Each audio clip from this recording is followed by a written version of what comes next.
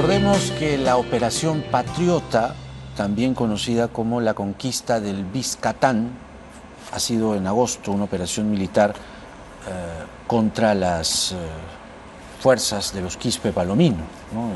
El narcoterrorismo, la nueva fase de Sendero Luminoso. Fue protagonizado, como no, por las fuerzas del orden, ¿no? Las Fuerzas Armadas, la Policía Nacional, y el objetivo era justamente capturar a José, ¿no? Recordemos, pero se logró que José salga de su centro de operaciones. Fue, sin duda, un operativo muy importante. El jefe de la DIRCOT, el general Óscar Arreola, está con nosotros. General, bienvenido. Buenas noches, Jaime. ¿Qué le parece si primero escuchamos un extracto en el que José se pronuncia sobre la Operación Patriota, la trata de minimizar, ¿no? Dice que fue un fracaso, ¿no? Pero además es interesante este detalle, confirma la magnitud de la Operación Patriota, pero a la vez dice que fue un fracaso. Mejor lo escuchamos y lo comentamos con el jefe de la DIRCOT. En esta denominada Operación Patriota utilizaron 12 aviones bombarderos, 14 helicópteros, aviones de reconocimiento, drones, convoys lanzamisiles, 36 patrullas militares conformada cada una por 20 tropillas. Esta Operación Patriota tuvo como objetivo principal capturar o asesinar al camarada José. Enumeramos las acciones revolucionarias del Ejército Popular Revolucionario. 5 emboscadas a helicópteros. La primera emboscada en Chiriripata, a las 8:35 am del 11 de agosto, con una ametralladora y 6 fusiles. Segunda emboscada, el 11 de agosto en Pampa Aurora, 8:55 am, con una ametralladora y 2 fusiles. Tercera emboscada, en Ceja Ungurabi, a las 9:10 am. En total, 13 fantoches muertos y 4 heridos. Por lo expuesto, concluimos que la Operación Patriota es un fracaso. ¿Qué tiene usted que decir, general, ante estas palabras? Bueno, 13 muertos y 4 heridos, dice la Fuerza del Orden, cuando el Perú ha expresado las condolencias a los familiares de un comando del Ejército y otro de la Marina de Guerra, y los cuales perdieron la vida efectivamente el día 12, ¿sí? Y luego para el 13 fueron los 2 heridos, uno el 11 en la inserción CIP a las 8:35, y decía que las principales autoridades del país y mucha gente ha expresado las condolencias a los miembros de la Fuerza Armada. Claro que sí. Y su muerte, una vez más, no ha sido en vano, porque es en pos de la pacificación, de consolidar la pacificación. Entonces, desde ahí hay un dato absolutamente muy acostumbrado de los marxistas, leninistas, maoístas, en este caso esta facción principalmente maoísta, ¿no? Luego hemos analizado concienzudamente este audio, este video con los analistas y también con los miembros de Sendero Luminoso, que ahora son colaboradores eficaces. Encuentran a un José totalmente derrotado, a un José desesperado, iracundo, muy nervioso, y el único motivo a la cual nosotros podemos advertir es para levantar la moral de las huestes y además para recuperar un terreno que ha perdido respecto de la simbiosis que tiene con los traficantes ilícitos de drogas, que ha minorado su presencia y su influencia ahí. Entonces, esto es una situación para posicionarse, ahora, digamos, respecto a las huestes. General, yo recuerdo el operativo, los detalles del operativo, los recordamos todos, y se encontraron varias cosas. Comencemos por los cuadernos, por ejemplo, ¿no? Habían cuadernos de José. ¿Qué información se ha podido obtener de él? Hay 3 lactos, hay 2 teras, 2 discos duros y 19 pendrive, o USB como se les conoce, con una gran cantidad de información. Podemos ver al José que está hablando acá, cómo hay decenas de niños de 10 y de 12 años empuñando fusiles de guerra, Galil. Atroz. O sea, enseñándoles a que desprecien la vida. José debería entregarse, porque el audio, que tiene una duración de 9 minutos, también habla de lo que ellos llaman la revolución. Y entonces José es consciente de la simbiosis que él maneja con el tráfico ilícito de drogas para permitir que ingresen los insumos químicos y salga el clorhidrato de cocaína. Él es consciente de que no va a poder revolucionar ni siquiera el centro poblado menor más cercano al Biscatán del N. Pero sin embargo es un modo de vida criminal. Es otro caso más para apartar la ideología y la política, es netamente criminal también. ¿Sí? Entonces, lo que él está haciendo solamente es un manotazo, cuando debería pensar en entregarse y no seguir derramando más sangre.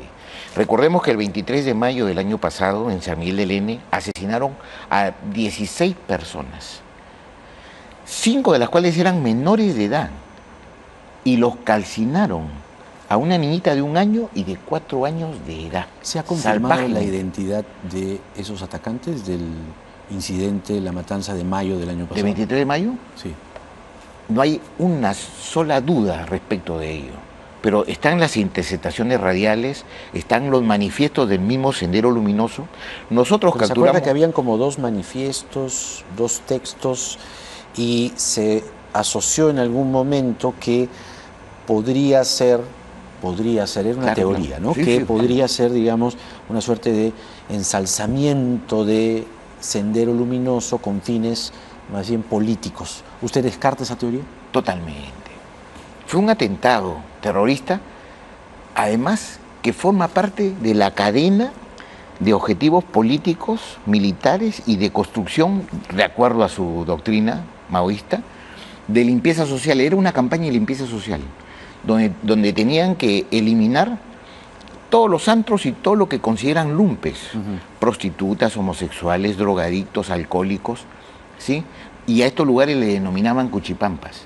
Entonces, en el lugar dejan los volantes donde también reivindican un atentado anterior que había sucedido el 25 de abril en Pichari, donde asesinan a John Mancilla Parra y a su esposa, que son colaboradores eficaces de las fuerzas del orden. ¿Cuánto, honestamente, ¿no? Con una mano en el pecho, cuánto nos falta para retomar, ¿no?, todo el territorio del Brain?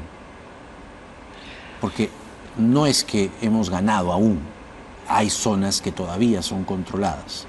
¿Cuáles son estas? ¿Cuánto nos falta?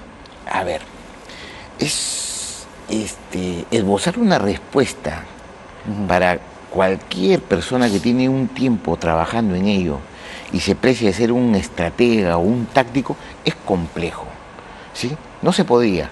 Ha podido ser el 11 de agosto, ¿sí? Con la captura de José, ha podido ser el 11 de agosto, se ha podido sellar por lo menos la captura de José y con él el desmoronamiento de una organización que ideológicamente, políticamente, programáticamente no tiene más cabida y ha disminuido absolutamente. Hoy día tiene muchos aliados, tiene un Frente Unido, democrático socialista, con otros actores de otras izquierdas, llamémoslo así, de otras ideologías, que es un frente. Entonces, es lo que está sucediendo en el Brain.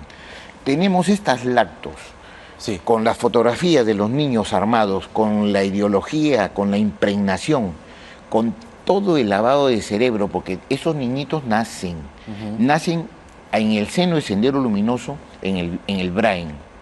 Y lo único que hacen al tiempo de tener uso de razón a los 4 o 5 años, encontrarse con el marxismo, leninismo, maoísmo y nada más. Y esa es su vida. Usted fue muy comentado y además reconocido por muchas personas en su discurso del 12 de septiembre, cuando algunos integrantes del GEIN se retiran ante la llegada del presidente Castillo, recordando los 30 años de la captura de Guzmán. Y usted, porque lo acabo de recordar, que usted dijo marxista, leninista, maoísta, marxismo, leninismo, maoísmo, pensamiento Gonzalo. Y lo dijo en el discurso.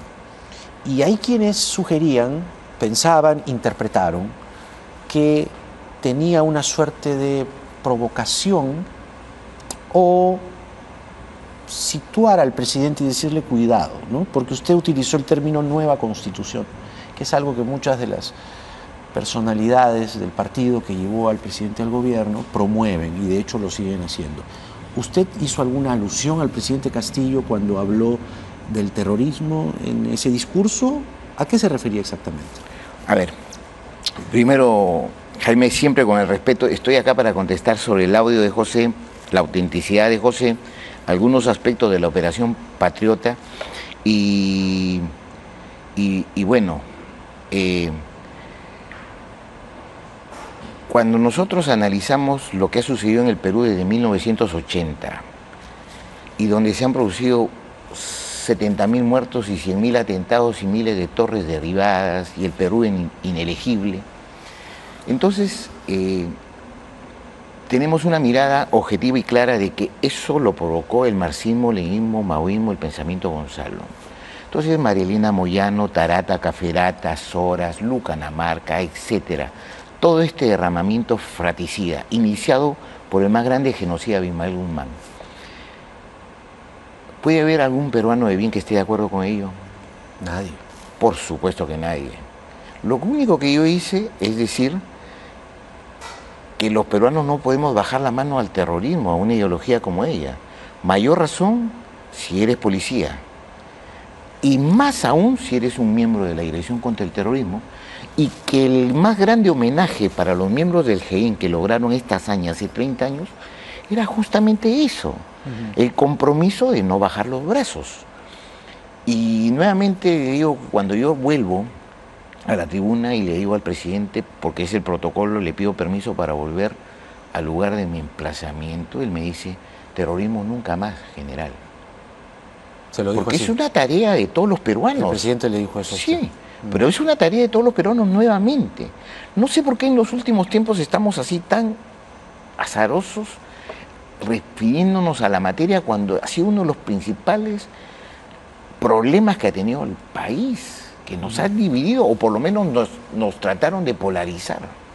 Entonces cuando yo me refiero a la nueva constitución, simplemente me estoy refiriendo a las cuestiones técnicas, de investigaciones técnicas, científicas que se hacen con la conducción del Ministerio Público. Entonces, cuando analizamos el problema de Sendero Luminoso y las políticas fundamentales, entre comillas, que dicta Guzmán y que son públicas, en el año 2000 dicta solución política a los problemas derivados de la guerra interna. Con ella dice producción nacional y trabajo para el pueblo, solución política en pos de una verdadera amnistía y reconciliación nacional, cierre de la base del penal militar, democratización de la sociedad peruana. Ahí dice, por una nueva constitución, a través de una asamblea constituyente, Guzmán. lo dice Sendero Luminoso. Pero no es una novedad porque... Es cuando cae Guzmán, ¿no? Guzmán cuando está en la cárcel en el año 2000, dicta las políticas que además están documentadas, hay un acervo Allí, probatorio. en ese momento se gesta el Movadef, precisamente. El Movadef se gesta en el 2009 y el Movadef de hoy... Pero se crea y se concibe. Es un organismo generado dispuesto por Abimael Guzmán, porque responde a un plan de construcción del partido que es un documento secreto de Guzmán. ¿Qué coincidencias de Sendero existen Luminoso. entre ese manifiesto de Guzmán respecto a una nueva constitución con la agrupación política que llevó al presidente al gobierno? ¿Existe algún vínculo, algún hilo conductor? Yo me refiero en todo momento a los terroristas, genocidas, asesinos, marxistas, leninistas, maoístas, pensamiento Gonzalo. En todo momento. En todo momento. Y eso es nuestro quehacer mientras estemos en la Policía Nacional del Perú, porque ese es el encargo que ha dado el Estado peruano a través de la Constitución a la Policía Nacional del Perú. Y todos los peruanos debemos estar de acuerdo. Justamente ahí es donde debemos detenernos los peruanos para analizar qué cosa ha pasado, para que tengamos jóvenes hoy en día que vean el rostro de Guzmán. Primero, muchos no lo conocen y otros que digan, ¿es un luchador social? Es un hombre consecuente, pero por el amor de Dios han habido sendos reportajes dominicales, además que... No, yo sé, digo, ¿quién puede decir eso? ¿Quién ha vivido esa etapa de la historia negra del país? Los que pueden decir eso, los jóvenes, eso, claro, porque están escuchando voces de alguien que les está indicando, les está haciendo un input de esta información que ¿Quiénes resulta son esos personajes que siembran esta porquería en la cabeza a la gente, a los chicos sobre todo? Miembros de Sendero Luminoso, definitivamente. Están activos. Están activos en todo momento. ¿Qué pretenden? Pretenden, Sendero Luminoso se encuentra en una segunda reconstitución. La primera reconstitución la hizo Guzmán entre el 62 y el 80, que es preparar el terrorismo, infiltrar la lucha armada, sí, revolución, etcétera, terrorismo. Sí, sí, entonces, infiltran, reclutan a la clase estudiantil intelectual universitaria, lamentablemente, trabajan desde los colegios, por eso que hacen uso. Tuvimos 480 profesores escarcelados, miembros yo le del Sendero pregunto Luminoso. ahora, Sí. ¿no? Ahora, ¿cuál es el trabajo ahora clandestino. del neosendero? Clandestino. También. ¿Cuántos son? ¿Cuántos son? Es una muy buena pregunta. Hay carpetas. Está el caso Olimpo, recordemos el 2 de diciembre del 2020, donde se intervienen 77 personas. Excarcelados, miembros de distintos gremios, y que se encuentra en ciernes, pues, o sea, se encuentra en una investigación franca en el Poder Judicial con la conducción jurídica siempre del Ministerio Público. Entonces, acá nosotros estamos para cumplir con el trabajo, Y volviendo al tema de José, José debe ser más responsable y consecuente con su realidad y debe ponerse a derecho. Hablando de José, ya que lo menciona, en toda esta cantidad de laptops, equipos electrónicos, cuadernos, hay mucha información. ¿Se ha podido encontrar datos de personajes públicos que, según las investigaciones que se vienen aún desarrollando, mantenían relaciones con José, con los Quispe Palomino? Hay una cantidad de documentos que pueden ser vistos a flor, como decimos nosotros, porque es evidente la escritura que está, manuscritos, etcétera, y volantes y pronunciamientos que tienen que ver alguna relación, pero hay otros contenedores de información como las lacto, como las teras, los discos duros y los pendrive, que necesitan la autorización judicial para el levantamiento del secreto de las comunicaciones. ¿Y eso todavía nada? Eso todavía está gestionándose por la titular de la acción penal, que es la doctora Obregón, en Ayacucho. Y usted dirá, pero ¿y por qué tantas garantías con los terroristas? Es que el éxito de luchar contra grupos que desprecian la vida y atentan contra la democracia y contra la libertad es demostrándoles que sí respetamos nosotros los derechos humanos. El general Óscar Arriola, jefe del ADIRCOTE, con nosotros. Gracias, general, por compartir con nosotros esto y sobre todo dejar muy en claro lo que fue la Operación Patriota. Hasta una nueva oportunidad. Muy buenas noches. Bueno, ya se ha hecho el anuncio de que las mascarillas, ya a estas alturas de la pandemia, un tanto incómodas, insoportables, asfixiantes, y a los que llevamos anteojos pues nos llenan de vaho las lunas, no van a ser obligatorias en espacios cerrados, salvo en transporte público, donde sí hay potencialmente mucha carga viral, y en hospitales, ¿no? En hospitales. Y claro, ya no es obligatoria, pero quien quiera usarla, y además la mascarilla también tiene esto de crearte una sensación de seguridad. Si hay gente que se siente segura con una mascarilla, lo puede usar. Juan Villena, infectólogo que siempre es requerido y consultado por este programa, nos va a explicar si esto trae o no peligros. A ver, Argentina, Chile, España, etcétera, ya muchos se están liberando de los también llamados barbijos o tapabocas. Esto es Octavo Mandamiento en el horario estelar de Canal N. Ya venimos.